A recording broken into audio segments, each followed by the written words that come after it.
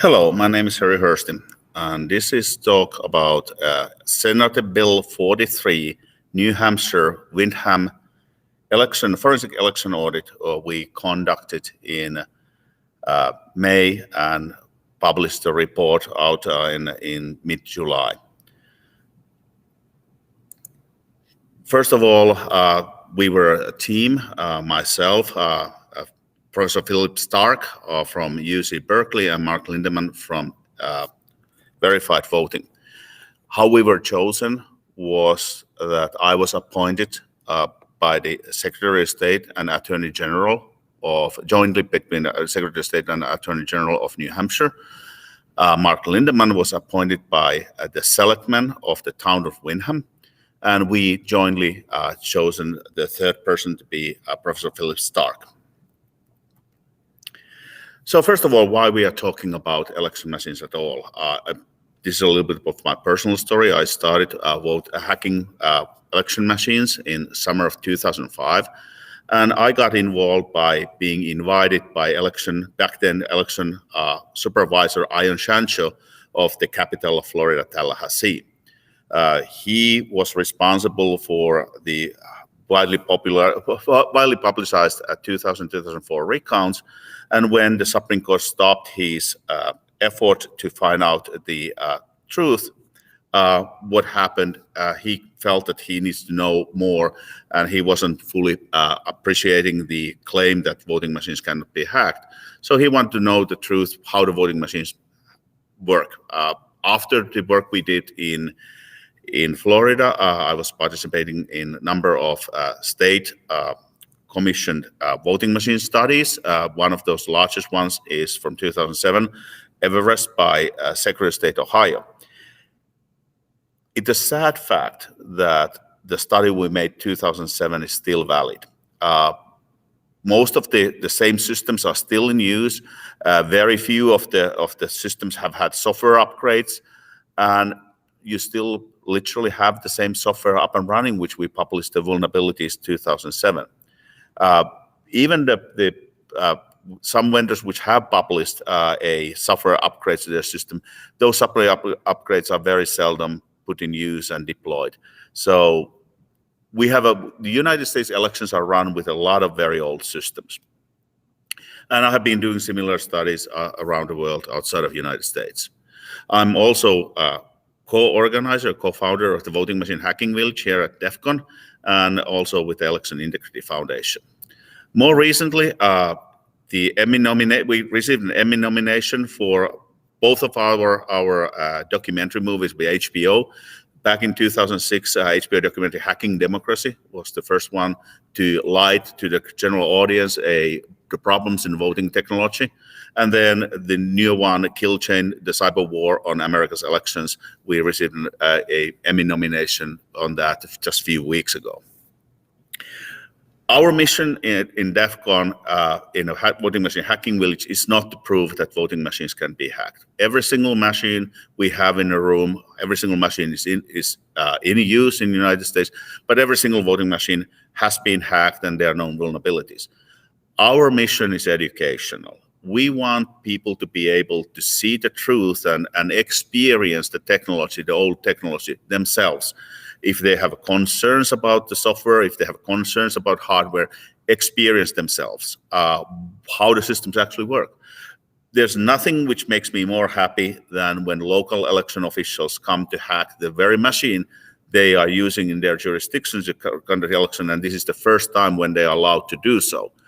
So this is something where they, as the first and often last line of defense, they need to have that knowledge, they need to have the experience, and so that they also understand what kind of mitigations needs to be done. When you look the voting systems, we have a lot of things where we can lower the risk by using mitigation strategies, better physical security, etc., etc. So our mission is to educate people. And before we started the Voting Machine Hacking Village, there was a very small number of privileged people who had been part of these election system studies. We have single-handedly 100-folded number of people who have first-hand experience on the machine by just having this room and having people to be able to experience the technology and find the truth. Now, when we go to this extremely heated 2020 election, I, along with 59 scientists and election security experts, we signed a letter in 16th of November where we underline that extraordinary claims require extraordinary evidence. And while we have seen a lot of claims, we have been not being found a single occurrence at that time where these vulnerabilities either are real or they have raised in a level of possibly changing the outcome of the election. We keep on looking every single time a new claim is coming along and we have access. We always keep our eye on and want to study and want to research any claim with the election technology. In the 2020 election, like the audit, which we are going to be talking now, there are instances where the results were inaccurate, but like in the case of the New Hampshire audit, which we're going to talk, the inaccuracy didn't change the outcome of the election. The same people get elected even when there was a discrepancy in the number of votes. So we're still largely behind this letter and the text, but we keep on looking and we have to remember how long are the lead times from evidence and be able to look into this. So we keep on looking and we keep on developing a strategies to mitigate against the risks, because even if the discrepancy didn't change the outcome of the election, there's always a lesson to be learned to improve the election. We have to improve our elections a lot. A little bit about New Hampshire elections. New Hampshire is using hand-marked paper ballots. No ballot marking devices, no electronic voting. Everything is done with hand-marked paper ballots, which is the most secure way of voting. From the election purposes, the New Hampshire is organized to 320 towns and wards, and 123 of those count only by hand. New Hampshire elections in the smaller jurisdictions can count with hand without using voting machines. Larger jurisdictions require voting machines. 197 use those, and this is normal in the United States. Every state have their own election laws. Some states have very complex ballots. Even the smaller jurisdictions need to have voting machines to reduce the error rate. But we humans, we are slow and error prone, so we are not optimal counting machines for ballots. The combination should be using a voting machine which you don't trust and then verify the result with a mandatory risk limiting audits. In New Hampshire, right now New Hampshire is piloting with the risk limiting audits. The process in New Hampshire is that the candidates can request a recount if they think that the result was inaccurate. And recounts are very common in New Hampshire. There were 16 recounts requested and conducted after the 2020 election and 7 after the state primary. New Hampshire also has a safety mechanisms in place. One of the many safety mechanisms is ballot rotation, which means that the parties and the candidates appear in a different order in a ballot. So in one town, it might be Republicans all the way left and Democrat next and the other on the right. And in next town over, where it's a different ballot, it is other is first and then Democrats are center, etc. So those all are in the rotation. The same way if there is a race where you have a multiple candidates per party, and in multiple jurisdictions, then the candidates are rotating. When the parties are rotating from left to right, then the candidates are rotating from top to bottom. In this recount, hand recount, which started this whole thing motion, this was the largest numerical discrepancy between the machine count and the human count, and that was 300 votes. And because New Hampshire didn't have a mechanism to find the explanation why there was this 300 vote difference that required the state legislators to take an action and pass a new law authorizing this audit, the forensic audit. So I have a typo, it's SB43. So this was a reaction to the Rockham County District 7 contest. And that contest is 8 candidates vote for any 4. That's the format. In New Hampshire, when hand recount is done, it's customary that all candidates gain more votes. And this is because people are voting by filling the ballot inaccurately, maybe circling the name or underlining the name or whatnot, making the mark in a way that the voting machine didn't recognize that as a vote. But the human looking into the voter's intent clearly understands who the vote was for. And this is the mechanism why the hand counts always tend to have more votes to all candidates. However, this time, in the hand count, each of the Republican candidates gained about 300 extra votes. The 3 of the Democratic candidates gained about 25 votes, and the woman who asked for a recount, she lost 99 votes. So there was 2 different discrepancies. First of all, it was not clear how it's possible that in the hand count she lost that many votes. But also 300 votes was more than the traditional in this context of the size of the election. 300 was a high number for extra votes. The whole election was 10,006 ballots, so that gives you size. And this audit was starting from this local down the ballot race. It had nothing to do with the presidential race. It had nothing to do with the top of the ballot tickets.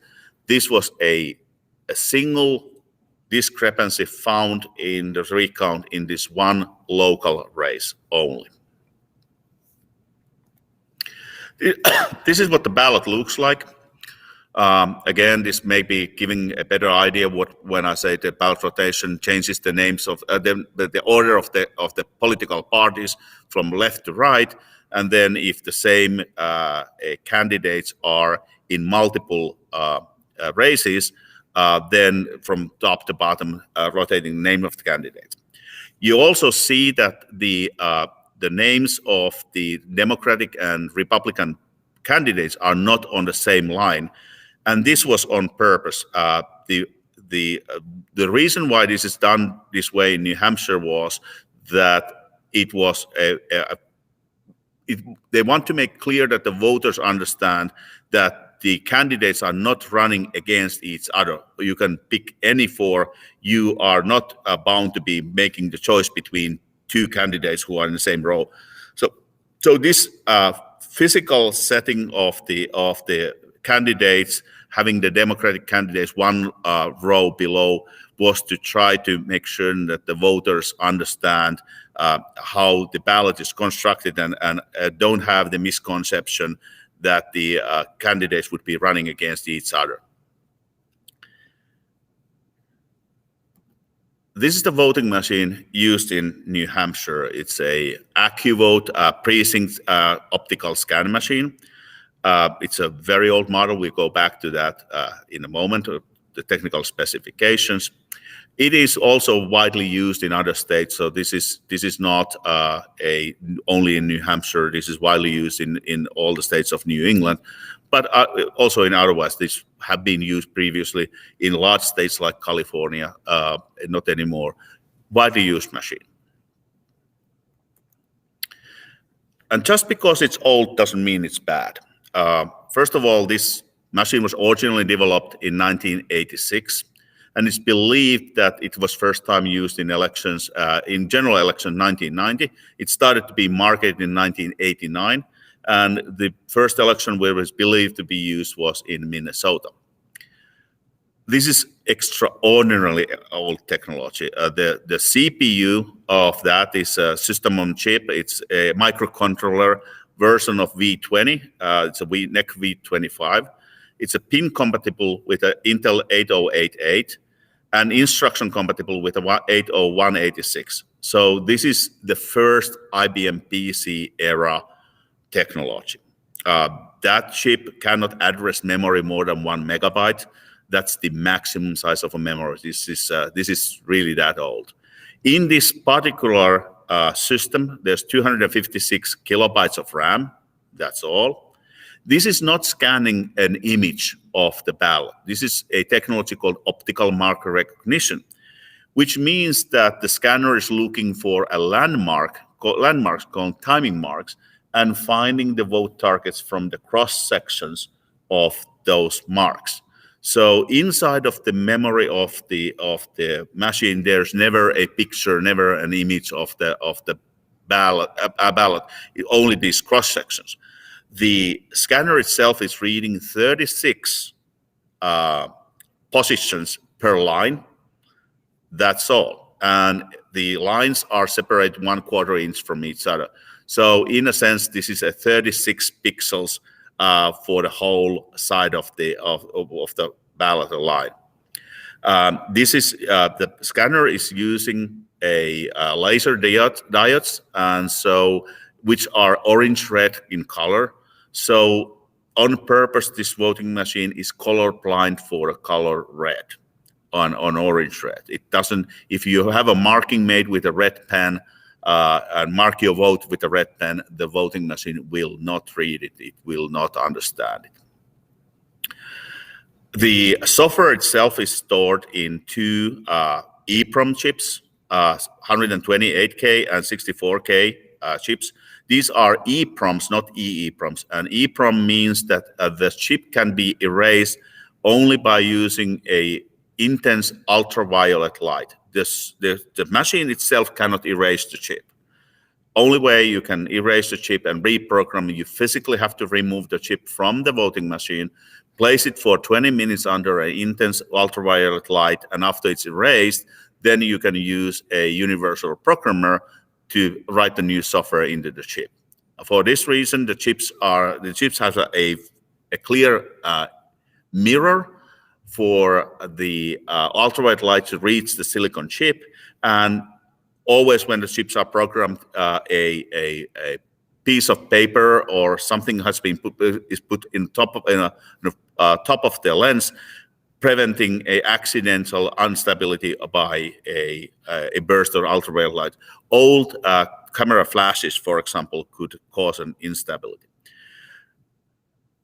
This system doesn't have any traditional operating system. This is a special purpose computer. It's not PC compatible as such. The whole operating system is replaced with a microkernel, and the microkernel is living on the same chips as the application software running the election. There's plenty of empty space on the chip, so the actual software is only 143 kilobytes, everything combined. This system doesn't have hard drive or any other form, flash memory, any kind of storage which can be rewritten inside of the system to store stuff. Only place where you can store anything and where the election is living is a Epson-style J40 card edge connector, battery refresh static RAM card. Typically, these cards are manufactured in 32, 64, and 128K, but typically only the first 32K is in use on this card. And the picture of that memory card is on the left.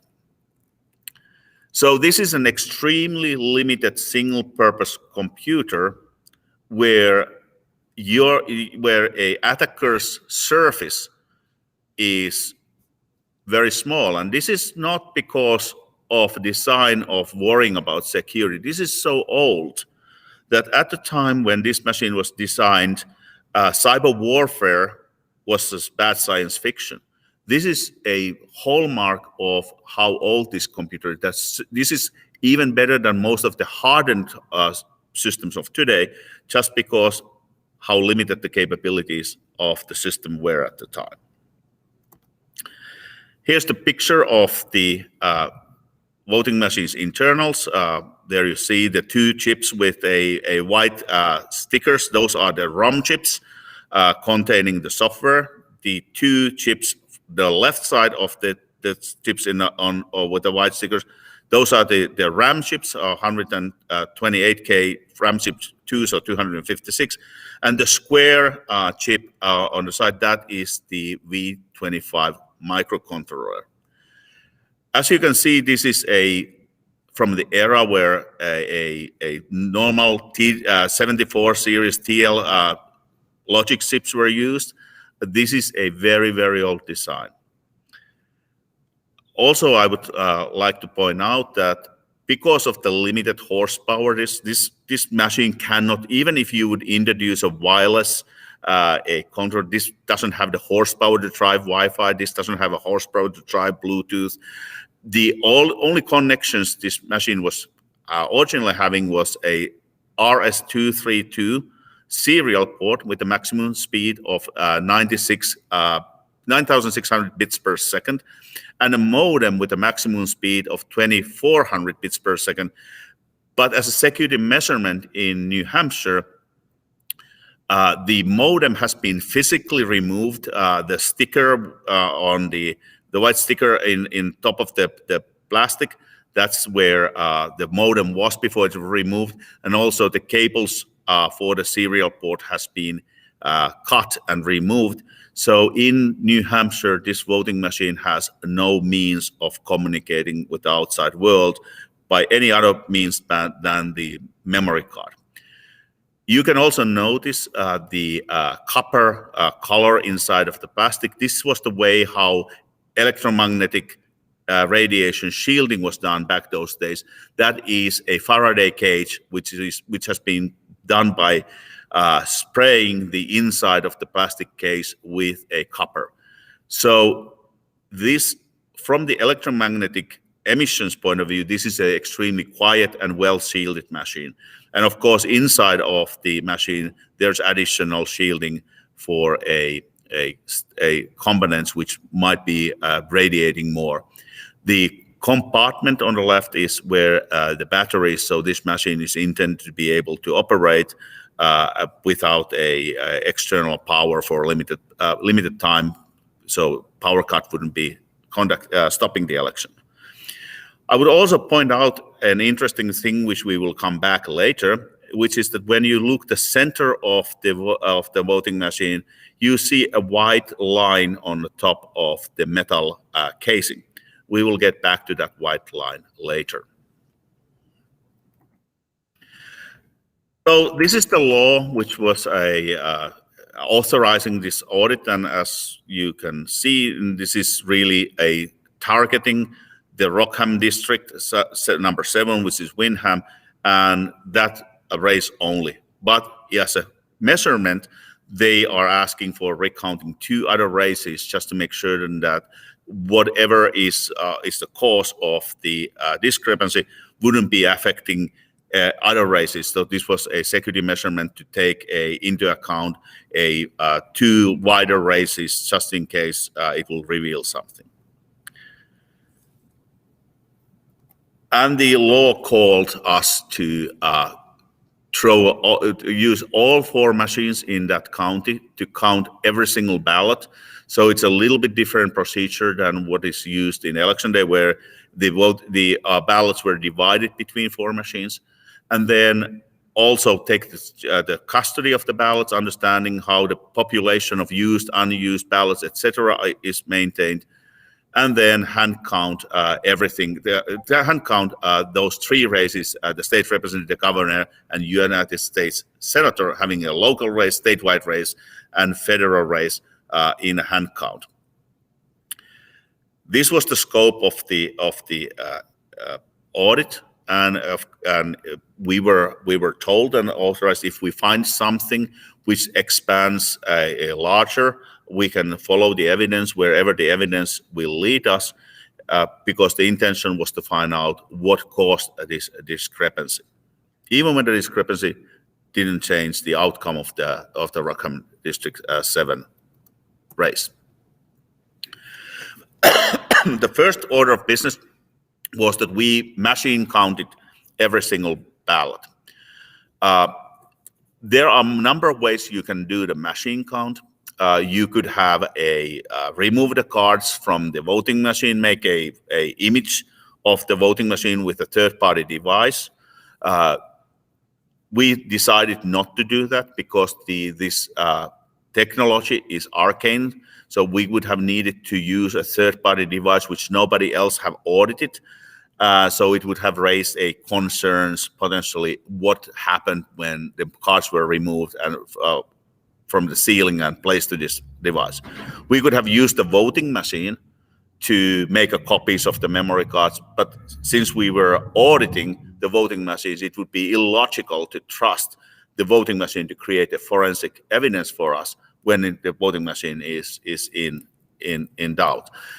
Because New Hampshire had removed the cables, that was not an option. So the last thing which we chose to do was, in order to have the best possible security for and also gaining and regaining the public trust, we only resetted the counters of the previous election after printing an audit tapes, and we left the cards fully sealed into the machine with no physical access, resetted the voting machine mode from post-election back to pre-election, and ran it as it is.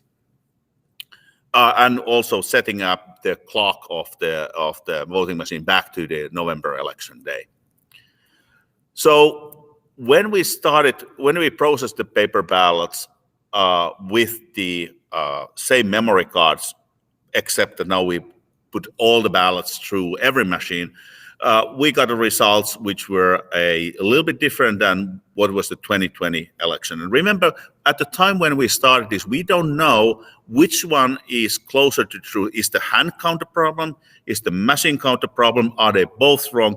We cannot, the starting point was we don't know what is the source of the discrepancy. Was it the human count or is it the machine count?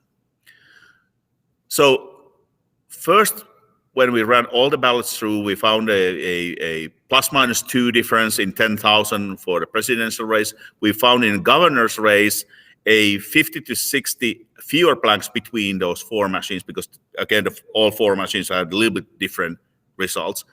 The U.S. Senate, the exec council, very small changes, big issues in the state representative race, and then rest very small discrepancies.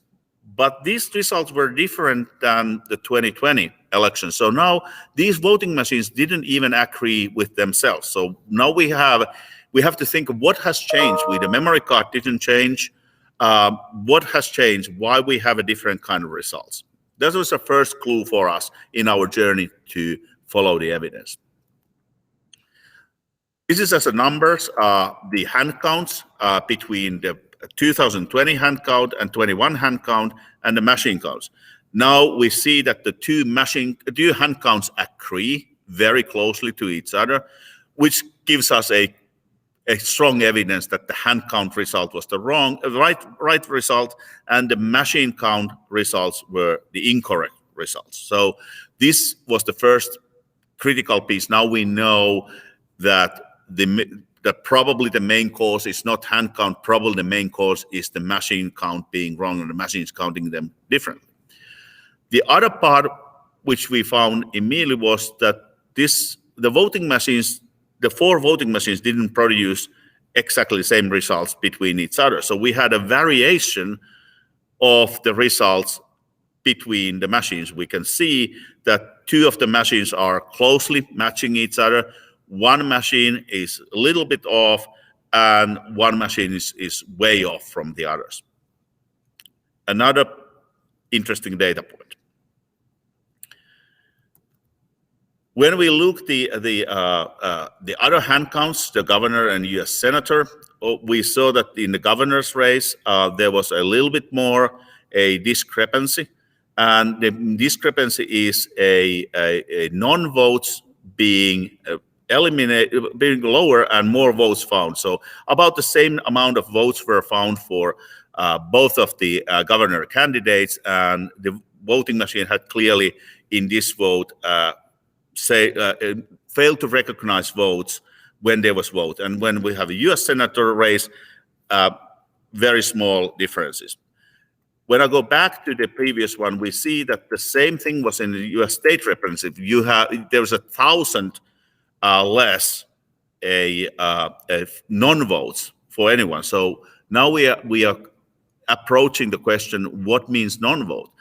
And a non-vote can be two different things. It can be that the voter didn't vote anyone, or the voter voted too many. Because the other way non-vote can happen is called overvote condition. It means that when the voter was asked to vote for 4, the voter, for example, voted for 5 or 6, and that cancels all the votes. So if you have a race, vote for 4, and you vote for 5, the result is nobody gets any votes. So this is the condition we started looking and focusing. Maybe we are seeing what caused this problem. This is all 10,000 ballots superimposed over each other. This whole red blob in the left was that before we started, we made every single ballot to be unique by placing a unique number to every single ballot. We originally were planning to use a Bates stamp machines, but the Bates stamps broke down, and eventually that's why we just then did it with the handwriting. But this made every single ballot unique and identifiable. And after the serial number was done, we didn't use the scans of the ballots for recount purposes. These were reference scans to be used for analysis. And we didn't know at the time when we did the reference scan how useful this will be. I want to make sure that everybody understands that if you scan ballots with a separate scanner, you cannot trust those images. There are a lot of features in a scanners which have been shown to alter the ballots. For example, the bunch hole removal from legal documents. Bunch hole looks a lot like a filled oval. So when you have a filled oval, it can remove that.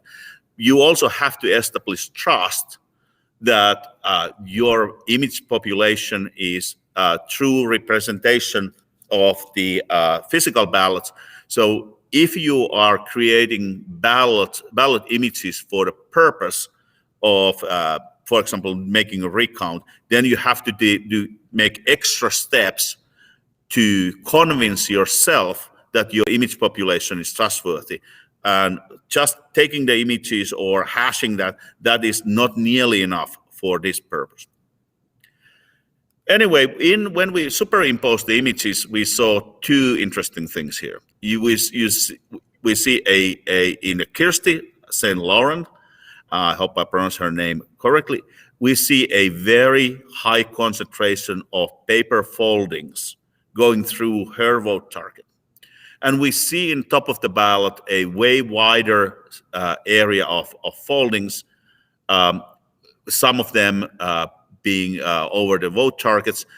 The darkness of the folding is not representing how many foldings were in that place. This is purely maxing a type of superimposing just to find where they are.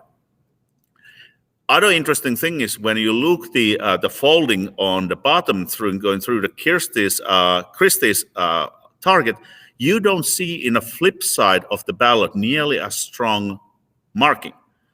So that was interesting. And the last but not least, we find that the folding machine seems to be a little bit, the folder seems to be a little bit off center. It doesn't go straight from the left to right. These ballots had a score line. Score line is a weaker than a perforation. It is a print shop created weakness on the ballot. So and that weakness is created in a safe zone. So when you hand fold the paper, you automatically fold the paper always in a safe place, and it doesn't ever hit the vote targets. So our question was, we know now that the folding, the correct folding line would be above the Julius Sotti's target. That's where the correct line is. The correct line is in above the candidates in the governor's race. So what caused foldings to appear in an incorrect place when the structural weakness is forcing the hand folding to be always in a correct place? If you try to fold the paper incorrectly, hand folding incorrectly, you can not absolutely do it, because the weakness is where the paper wants to fold, and you would need a tool like a ruler to make an incorrect folding. So the plot thickens.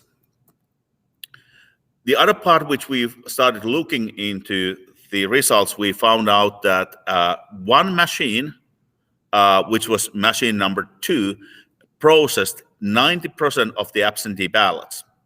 And at the same time, that same machine had the highest error rate. So we had a perfect storm and coincidence where the absentee ballots which are folded are the ones which are going through a machine which have a highest error rate. Why we have a higher error rate in that one machine? The first discovery we had was a paper folding machine. When the good people in Windham have started to have a high number of requests for absentee ballots, they've had a hard time to cope with the demand, and someone had remembered that they had rented a paper folding machine to be used in DMV, not in elections, used in DMV.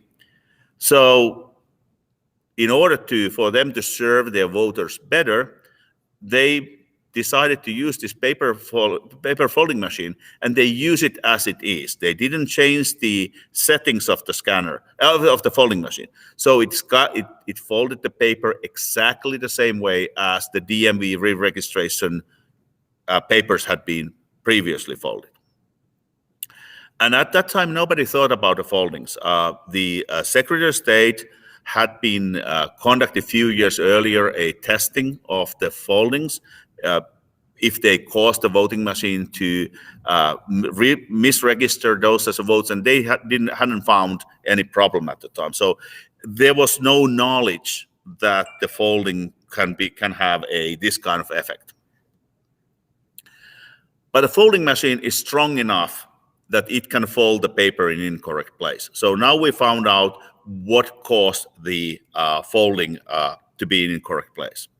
Again, this was a machine which was rented by Windham. We made a query to other jurisdictions to find out if they have been using folding machines, and we couldn't find a single other township or ward which would have used a voting machine. So our query was not conclusive.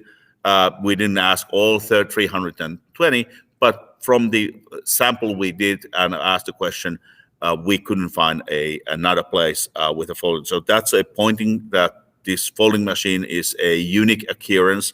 It's a black swan in this mix, if you may. When we look at microscope, what the folding machine looks, we found a unused ballots which had been folded on the election day, and the folding on the right side is the folding which was done on the election day, and the folding on the left was when we used the folding machine to recreate. And this is a bump, and we discovered something else interesting. If the paper is folded up or down makes a huge difference. When it's up folded, it creates a bump which creates a shadow, and the shadow can be misinterpreted to be a marking on the ballot.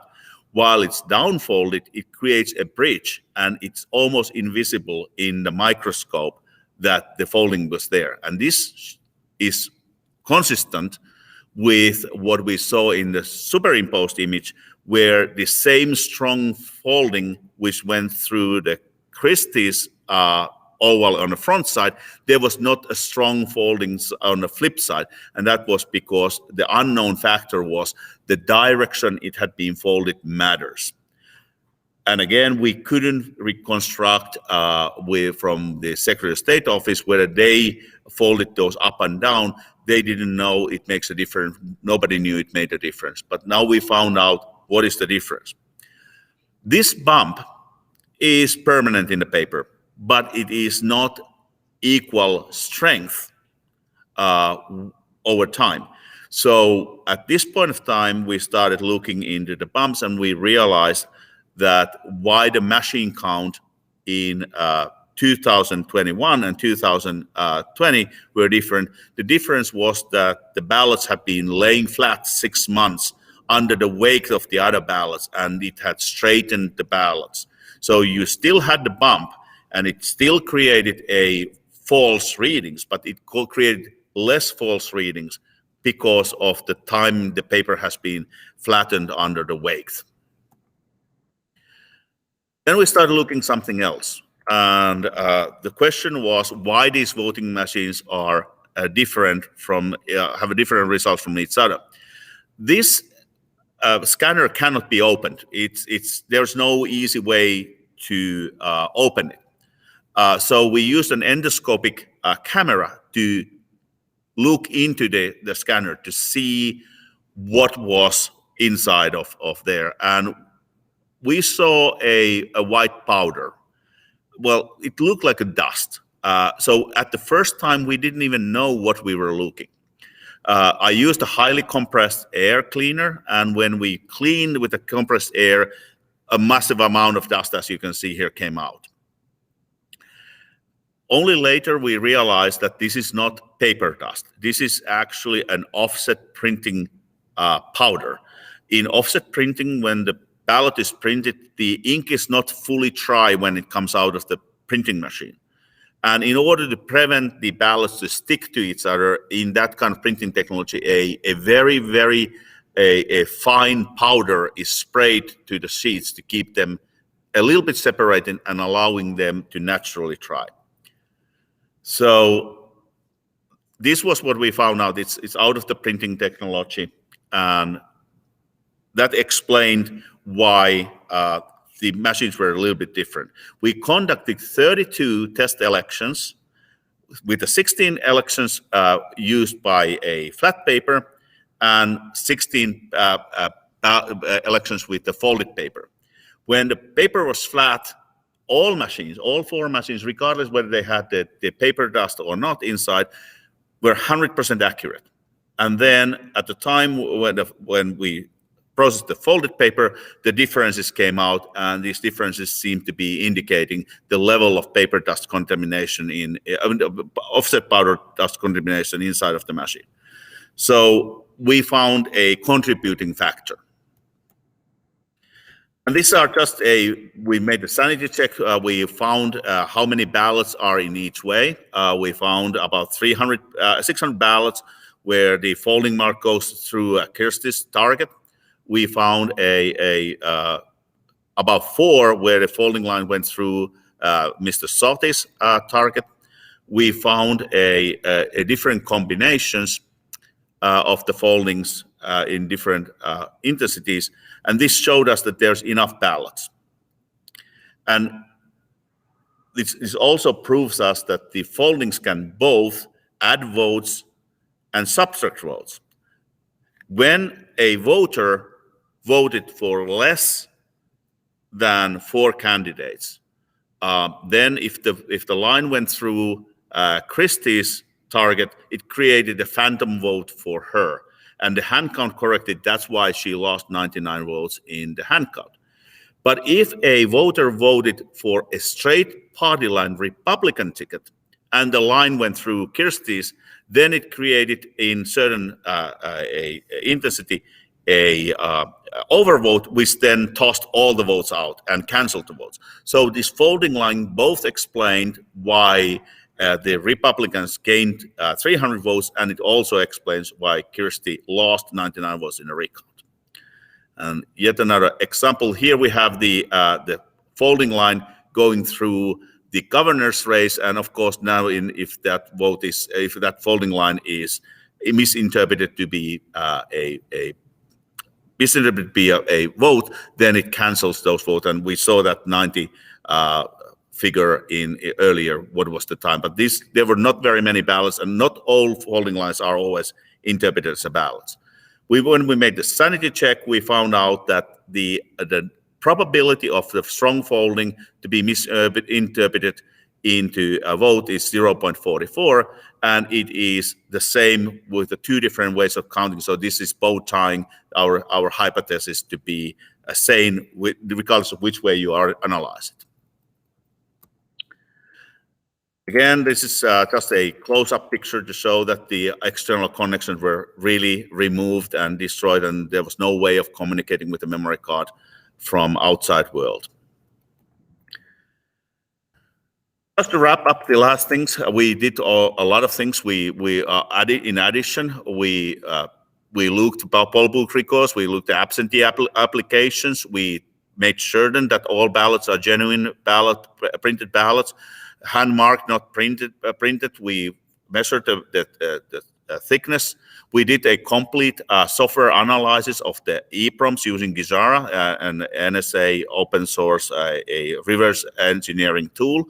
We looked through EEPROMs to find that, verify that there's no unexplained data there, because that would be the only place where malware would be. So we complete all this analysis, and we found no evidence of malware. We found no evidence of any kind of irregularities in the digital media, and we found no irregularities in the paper ballots. Everything was authentic, printed, and hand-marked. We live streamed the entire event, and we published a real-time huge amount of documents all along based on the request and our production. So we tried to be as transparent as possible. I have spent more time to be an observer and a monitor. So I wanted to run this the way I would want to be.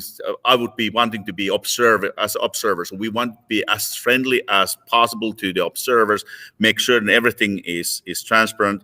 When we were doing the hand tallying, the spreadsheet was a Google Docs spreadsheet, was a real-time accessible from the world. Everybody could see all the data entry as they go.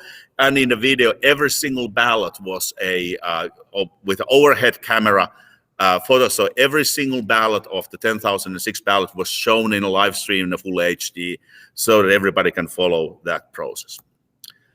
I think that's wrap it up.